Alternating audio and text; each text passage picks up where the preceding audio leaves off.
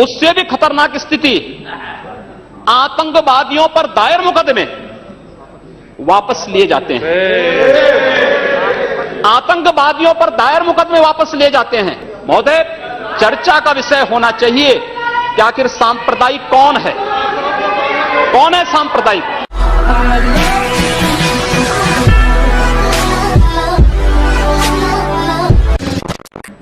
ये पोलराइजेशन आखिर हो क्यों रहा है? पोलराइजेशन के कारण क्या है?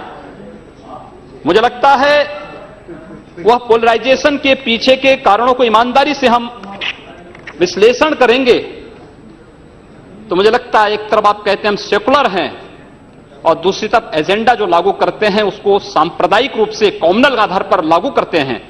इस देश में 12 लाख से अधिक साधु संत और पुजारी रहते हैं, लेकिन ये लोग इमामों के लिए वेतन की घोषणा करते हैं, एक पक्षीय कार्रवाई करते हैं। क्या एक सेकुलर एजेंडा है?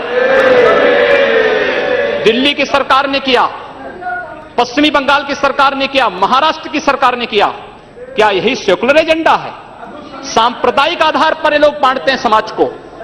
और महोदय, उसी प्रकार से इन लोगों ने उत्तर प्रदेश की बात करता हूं, वहां पर जो योजनाएं हैं उसमें 20% मुस्लिम आबादी के लिए आरक्षित कर दिया गया।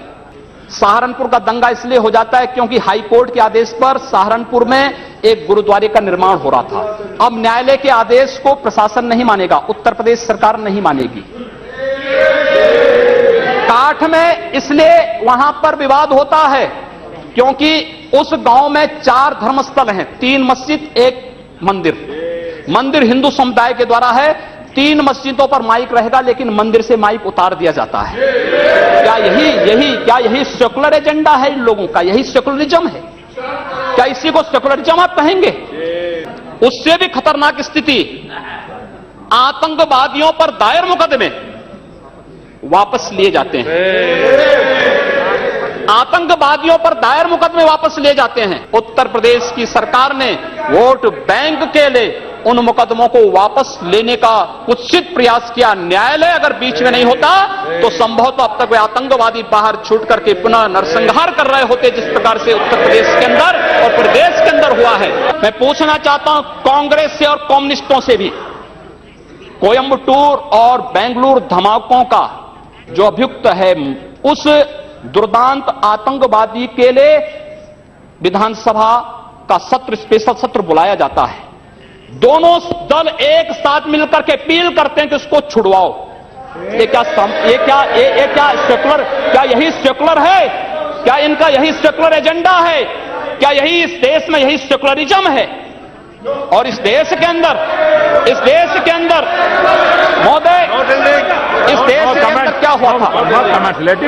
हम भूले नहीं। महोदय, 11 अगस्त 2012 को मुंबई के आजाद मैदान में जो कुछ हुआ, महोदय, आजाद मैदान की घटना क्या थी? आजाद मैदान में रोयांग मुस्लिम जो बर्मा में थे उनके बीच में और वहां के बौद्धों के बीच में वहां पर हिंसा हुई, दंगे हुए। ये मामला म्यांमार का है, भारत का नहीं। लेकिन म्यांमार की घटना में दंगा कहां होता है? आजाद मैदान मुंबई में।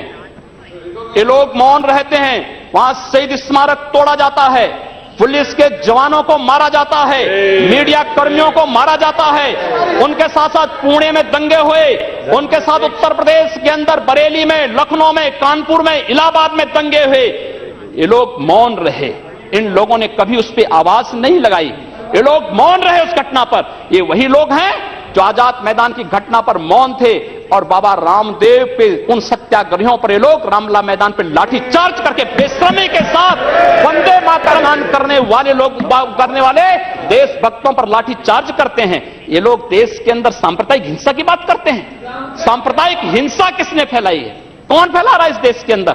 महोदय, चर्चा का विषय होना चाहिए कि आखिर सांप्रदायिक कौन है? कौन है सांप्रदायिक?